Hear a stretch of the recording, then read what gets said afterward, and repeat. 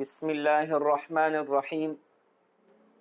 سبحانك لا علم لنا إلا ما علمتنا إنك أنت العليم الحكيم. تعلیم المقامات القرآنیہ فی الترتیل کے نئے درس کے ساتھ حاضر خدمت ہیں.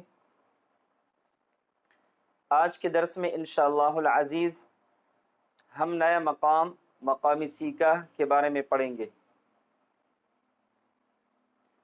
اب تک کے دروس میں ہم جو مقامات پڑھ چکے ہیں اس میں ہے مقام بیات، مقام صبا، مقام نہاوند، مقام رست، اور اس کے بعد جو آخری مقام ہم نے ختم کیا تھا وہ تھا مقام جہرکا. مقام سیکا جس طریقے سے نام سے واضح ہے یہ فارسی کا نام ہے، یعنی فارسی کا لفظ ہے سہ کا. سہ کہتے ہیں تین کو، گاہ کہتے ہیں مقام کو یا درجے کو، یعنی تیسرے درجے سے ادا ہونے والا مقام. پچھلے جتنے بھی مقامات ہم نے پڑھے تھے اس میں مقام بیات اور مقام صبا کے بارے میں ہم نے بات کی تھی کہ وہ نغم کے دوسرے درجے سے شروع ہوتے ہیں. اس کے بعد مقام رست، مقام نہاون اور پھر عجم کی بات ہو گئی تو وہ نغم کے پہلے درجے سے شروع ہو رہے تھے، اور مقام سیکا جو ہے وہ نغم کے تیسرے درجے سے شروع ہوتا ہے. ہم نے بنیادی طور پر بات کی تھی کہ ہر مقام کے پہلے جو 4 درجات ہوتے ہیں وہ اس مقام کا اصلی نغم ہوتے ہیں. اس لحاظ سے پہلے درجے سے شروع ہونے والے مقامات ان کا جو نغم ہوگا تو وہ ہوگا مثلا 1 2 3 4 4 3 2 1. دوسرے درجے سے شروع ہونے والے مقامات ان کا نغم ہوگا 2 3 4 5 5 4 3 2. اور مقام سیکا کے لیے ہوگا 3 4 5 6 6 5 4 3. اس طریقے سے جو ہے وہ ان سے تھوڑا سا اوپر سے شروع ہوگا. مقام سیکا کے لیے بھی وہی 4 جو ہے نغمات ہوں گے اور ان کے درمیان 3 فاصلے ہوں گے. مقام سیکا کے جو فاصلے بنیں گے وہ ہوں گے 3 4 اور 4، 3 4 اور 4 کے حساب سے. تو ان فاصلوں کا بھی خیال رکھنا ہوتا ہے، اور ساتھ میں جو شروع کا لیول ہے کہ کس لیول سے شروع کرنا ہے. مثلا پہلا نغمہ تھا نا آ، دوسرا تھا آ، تیسرا ہوگا آ آ آ. تو سیگا کے لیے اس نغمے کو ذہن میں رکھنا ہوتا ہے آ آ آ آ. یہاں سے جو ہے اس کی شروعات ہوگی. کس طریقے سے؟ مثلا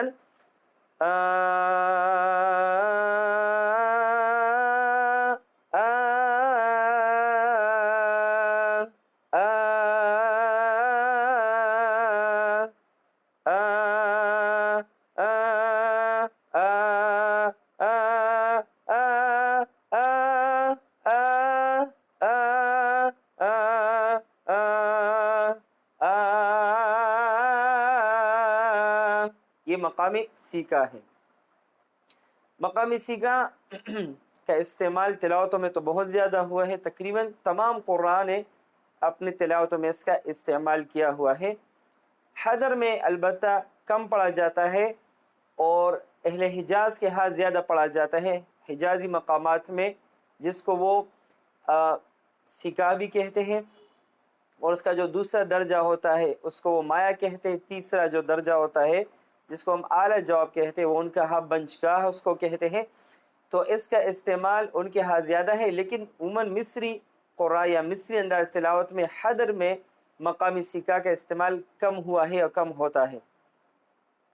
مثلا تھوڑا سا میں پڑھتا ہوں حدر میں اعوذ باللہ من الشیطان الرجیم بسم اللہ الرحمن الرحیم الحمد للہ رب العالمین الرحمن الرحيم مالك يوم الدين إياك نعبد وإياك نستعين اهدنا الصراط المستقيم صراط الذين أنعمت عليهم غير المغضوب عليهم ولا الضالين।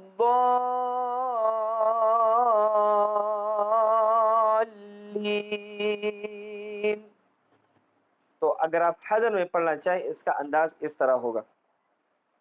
इसके अलावा आज़ान में भी इसका इस्तेमाल हुआ है।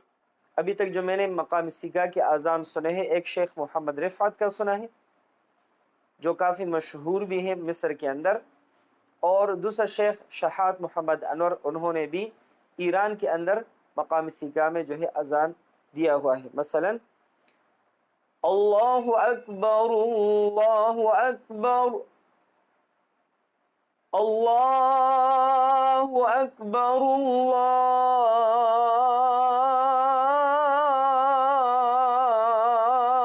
अल्लाहु अकबर अशहदु अल्ला इलाहा इल्लल्लाह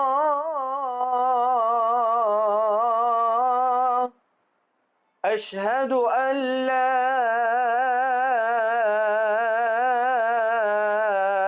इलाहा इल्लल्लाह। तो इस तरीके से मकामी सिगा में जो है अजान भी दिया जा सकता है।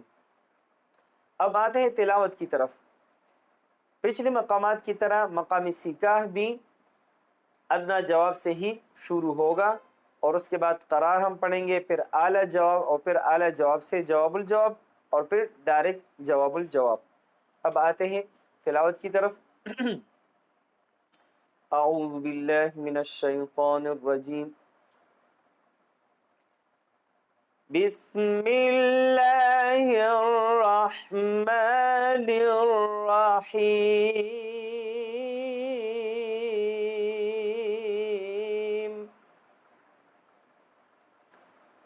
लिईलाफि कुरैश إيلافهم رحلة الشتاء والصيف। और अगर इकट्ठे पढ़ना चाहें, لإيلاف قريش إيلافهم رحلة الشتاء والصيف।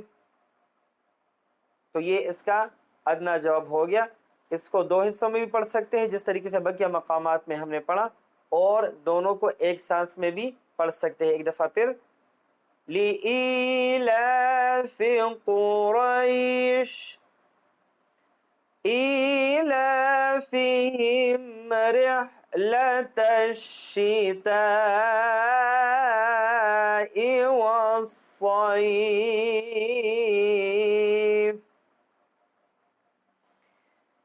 لإيلاف قريش إيلافهم رحلة الشتاء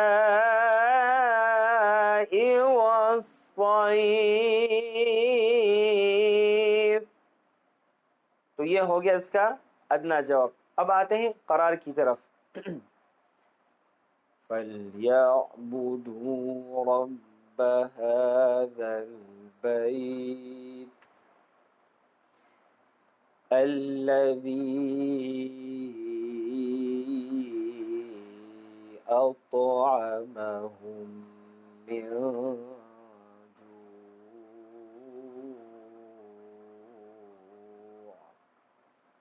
तो ये हो गया इसका करार। फल्यअबुदू रब्ब हाज़ल बैत الذي أطعمهم من تو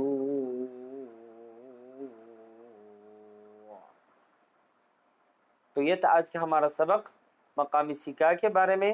ہم نے مقامی سیکا کا جو تعارف پیش کیا، اس کا استعمال، اس کا جو لحن ہے اس کو واضح کیا کہ کس طریقے سے یہ تیسرے نغم کے تیسرے درجے سے شروع ہوگا اور 4 نغمات پر مشتمل ہوگا، اور اس کے جو فواصل ہوں گے وہ ہوں گے 3 4 4 اس کے حساب سے. مثلا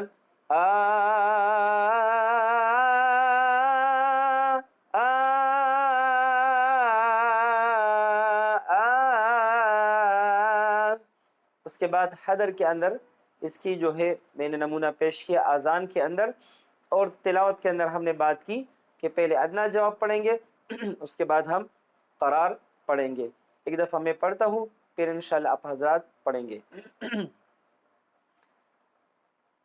بسم اللہ الرحمن الرحیم.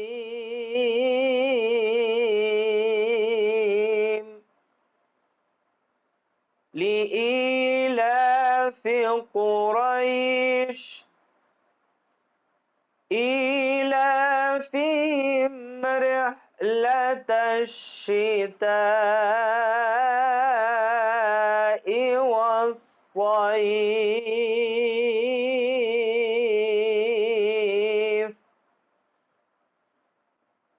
لإيلاف قريش إيلافهم رحلة الشتاء والصيف.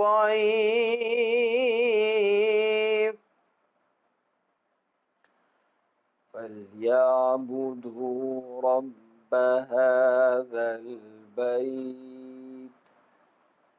الذي